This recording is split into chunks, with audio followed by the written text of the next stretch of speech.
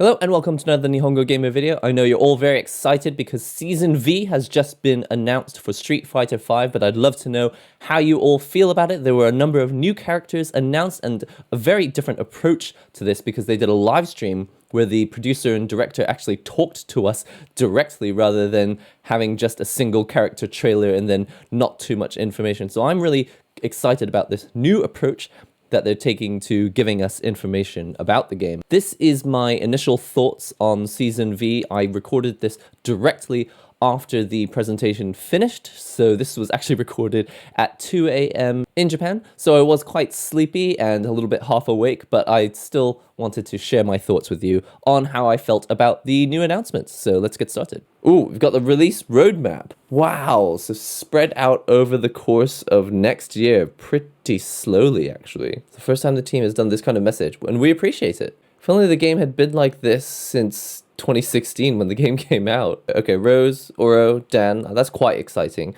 Well, I'm really excited about this Rival Schools character because I know nothing about Rival Schools really. I know nothing about Akira. It's the first time I've ever seen this character. I've also never had a chance to play Rival Schools. I do have a Dreamcast, and I believe that this is the console that you were able to play it on before. I would like to be able to play it, but I don't have the game, and I think the game's extremely rare. And I don't think Capcom wants everyone emulating it, really, right? So if there's any chance that Capcom is hoping to do like a port, but then a port can be pretty hard work as well, especially if they want it to work well or to have online play. If it does have online play, we want it to have good online play. So if you're going to like amend an old game with rollback netcode, that's like a significant task. So I guess it's probably very unlikely that we'll get a port of Rival Schools, but I would like one just because I really want a chance to play this game and not have to resort to emulation, ideally. So on the plus side, we got 4 out of the 5 characters. We also got extreme openness from Capcom, which is very unusual, especially for, well, mainly for Street Fighter V. I didn't really follow Street Fighter a lot during the Street Fighter 4 era. I was just kind of not paying attention to fighting games at the time. But I've never seen Capcom being so open about their fighting games, so I was really, really appreciative of that. But then getting 4 out of the 5 characters announced, 3 of them returning favorites from the cast. One of them's a Shoto, which is really exciting, and the other one is a character from a game that I really wish that I could have played before, and a game that I really want to play in the future, especially now knowing that this new character is going to be in the game. It's just a question of getting the Dreamcast set up to play Rival Schools. Where am I going to get a copy of this game? I think copies of this game run for like $200 to $600, so every time I've seen a disc, it's been ridiculously expensive. Worth waking up at 2 a.m. in Japan to watch this, mostly for the openness from the developers, which again, I can't clap enough. I'm just really, really happy to see the Street Fighter team, the fighting game division, being so open with information and giving us the roadmap. I guess if there's any disappointments, it's not knowing who the final character is. And for a game that came out in 2016, and it's 2020 now, and we won't know who the final character is until some later update, which probably won't be until Capcom Pro Tour Online, maybe when they finish Capcom Pro Tour, the tournament, at the end of this year.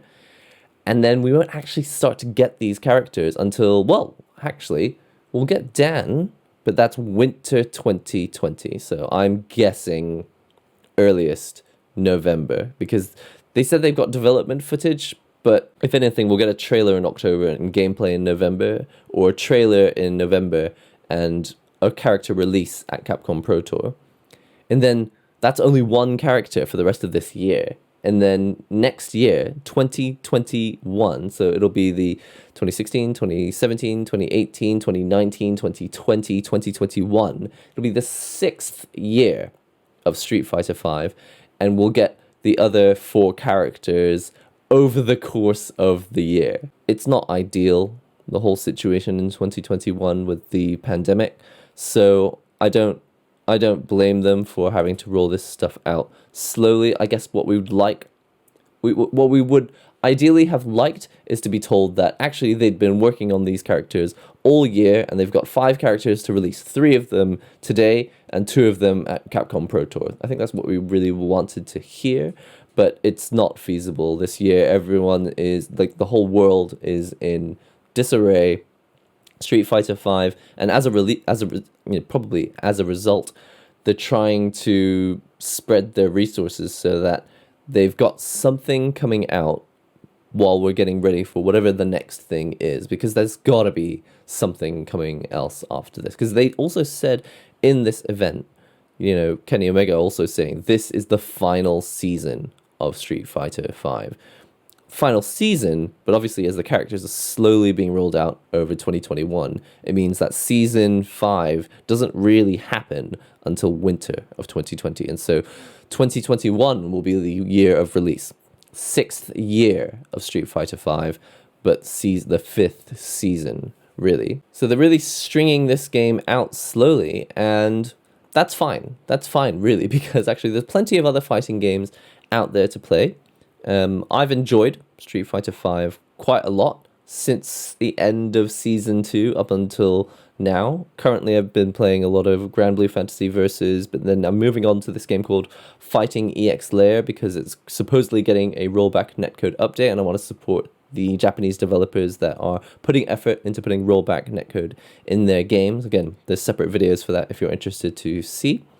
I'll probably put the links below because I feel especially strong about getting rollback netcode into fighting games. My opinion on Summer Update overall is that yes, I'm very excited about the characters that they've announced. I'm looking forward to hearing about the final character. I'm extremely happy about the way that Capcom is showing this new openness and desire to speak to us face to face and connect to us on a sort of consumer to publisher level. But the reality of the situation is that it means that we're going to be playing Street Fighter V for quite a lot longer. It means that these characters, that we're not getting them soon. They're coming out basically end of this year, but rolling out slowly over the course of 2021, which means that if we ever see a next game to come out after Street Fighter V, it's not likely to be until the end of 2021. And I mean the very end of 2021, as in we'll get like the trailer for Street Fighter 6 or Rival Schools or Dark Stalkers or Capcom, everybody from Capcom fighting games or Capcom games in general in a fighting game, something like Marvel Versus, but with Capcom characters only. Whatever it is that's coming next won't be happening until probably 2022. And with the way that 2020 has felt so far, just being so long and slow, it's like we need something to accelerate us out of 2020 and into a completely different year, and just to forget 2020 as quickly as possible is how I feel. And I know it's not realistic. So about everything we could have possibly expected, really, and coming as late and slowly as can be expected, really. And it's understandable because the world is in peril right now, and we have to give people the time to make stuff, and we also want them to make it well. Whatever game is coming in the future, if it's Street Fighter 6 or Super Capcom versus the Ultimate Everything game or Rival Schools or Darkstalkers or whatever, we want them to take their time and do it well. Because we know that Street Fighter V, when it was born, it didn't have the privilege of being cooked slowly. Anyway, that's all for now. Don't forget to comment on this video. Let me know, what did you think of the character reveals? I'm particularly excited about a Rival Schools character because this gives me a great excuse to try and find a way to play Rival Schools for the first time. I've never played it. I'd like to find a way to, I don't know, if I can find a copy of the game somewhere in a used shop in Japan, I would love a chance to actually play Rival Schools. So I'm particularly excited, but I want to know how you feel. So tell me in the comments. Subscribe to the channel if you're not already subscribed. And if I play the game, obviously there will probably be a video. And I do stream on Twitch as well. So there's a link below to the Twitch channel. I stream something like 3 times a week, two to 3 times a week. And it's often games like Fighting EX Layer, Grand Blue, Street Fighter V, or I've recently been playing the Gundam Arena fighting game. I don't know what to call it. Is it a fighting game? It's an arena game where you're a Gundam.